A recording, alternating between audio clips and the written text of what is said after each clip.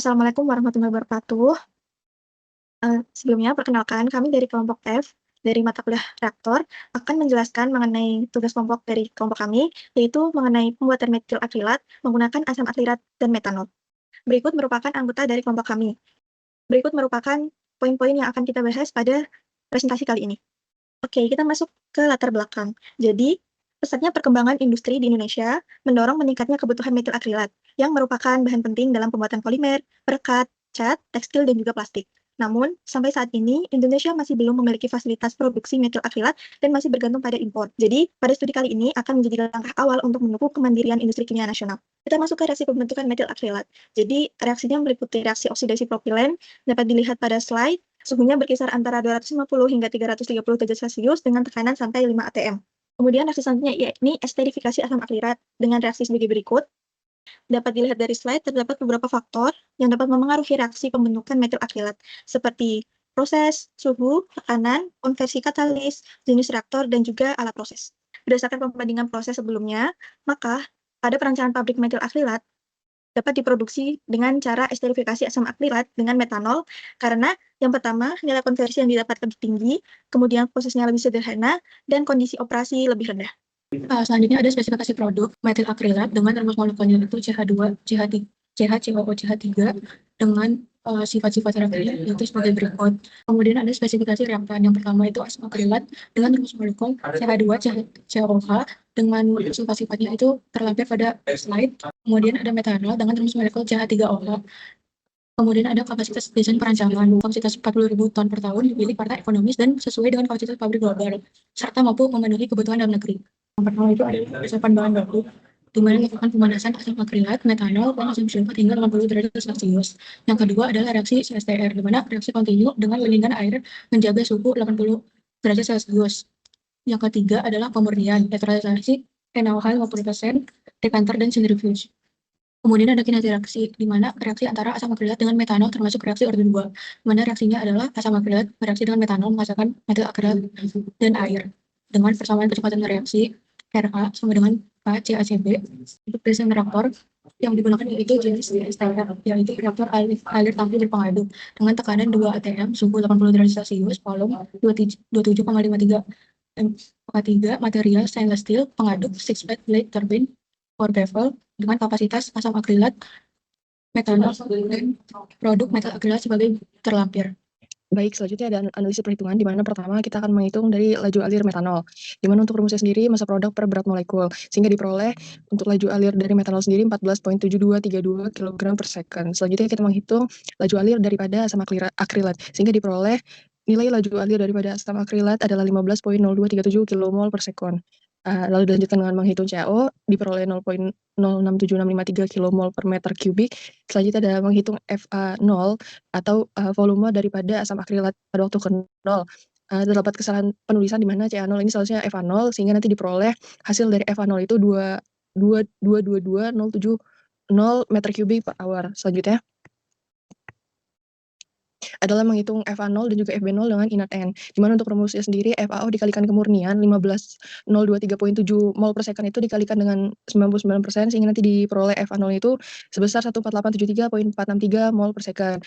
Untuk FB0 juga masih sama rumusnya, dikalikan kemurnian, F nitrogen juga sama dikalikan dengan kemurnian. Selanjutnya ada menghitung F total, di mana F total sendiri hasil FA0 dikalikan kemurnian, FB0 dikalikan kemurnian, juga F nitrogen itu dijumlahkan, sehingga nanti diperoleh F total 30044,3953 mol per second. Selanjutnya oke, menghitung F0, di mana rumus dari MI sama dengan FI dikalikan MWI.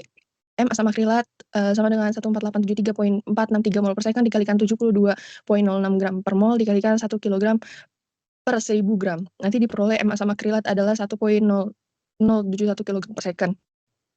Selanjutnya ada Fi, di mana rumus dari Fi sendiri Mi per density E. V asam akrilat sama dengan 1,071 kg per second dibagi dengan 1,05 kg per liter, diperoleh hasil sebesar 1,02 liter per second. Untuk V metanol 0,476 kg per second dibagi dengan 0,791 kg per liter, sehingga diperoleh hasil 0,602 liter per second. Untuk V non liquidnya adalah V asam akrilat tambah V metanol sama dengan 1,02 liter per second ditambah 0,602 liter per second. Nanti hasil akhir V non liquid adalah 1,622 liter per second. Selanjutnya adalah menghitung CA0 dan juga menghitung CB0. Rumus dari CA0 sendiri adalah FA0 dibagikan V0. FA0 senilai 14873.463 mol per second. Untuk F0 sendiri 1,622 liter per second. 9169.83 mol per liter. Untuk CB0 rumusnya masih sama sehingga nanti diperoleh CB0 senilai 9169.83 mol per liter. Selanjutnya adalah menghitung neraca massa. Next, ya. Neraca massa di mana dx per dv sama dengan min RA per FA0. dx per dv sama dengan min RA. Untuk FA0-nya kita peroleh 14873.463 mol per second dari perhitungan sebelumnya. Selanjutnya adalah laju reaksi di mana total delta GR pada suhu 298 Kelvin itu delta G produk dikurangi delta G reaktan. Sehingga nanti diperoleh total delta G pada suhu 298 Kelvin itu sebesar minus 37350 kJ per kilomol. Untuk ln KO sendiri delta GF dibagikan dengan R dikalikan T, di mana delta GF yang kita peroleh tadi 37350 kJ per kilomol per tetapan gasnya sendiri 8,314 dikalikan T reference kita 298,15 sama dengan 15,075. Sehingga nanti diperoleh K0 sama dengan 3,524 dikalikan 10 pangkat 6. Next. Oke. Selanjutnya ada stoikiometri seperti terlampir. Selanjutnya untuk perhitungan neraca energi sebagai berikut. Kita akan menghitung delta CP di mana perhitungan delta HR sebagai berikut. Yang terakhir adalah perhitungan delta HRX di mana rumusnya sendiri seperti terlampir. Kemudian masuk ke perhitungan Skylab. Untuk yang pertama itu ditulis. Dulu dimasukkan diketahui yaitu delta H tiap-tiap komponen. Terus ada CP tiap komponen, ada TR itu dijadikan ke Kelvin 25 suhu ruang. Terus T0 yaitu suhu masuk 40 derajat jadikan Kelvin. Terus ada tekanannya itu ATM diubah ke Pascal dikali 11,325.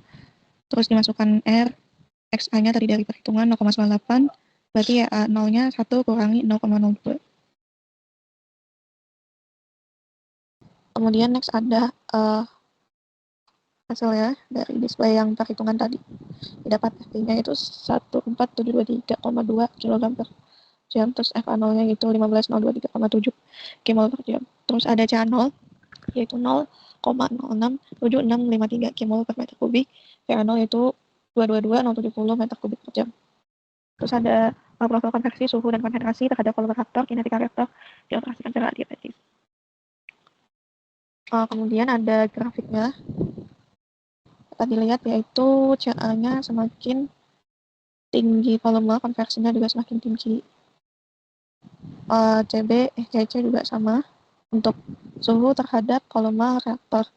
Semakin tinggi volume, maka temperatur juga sama.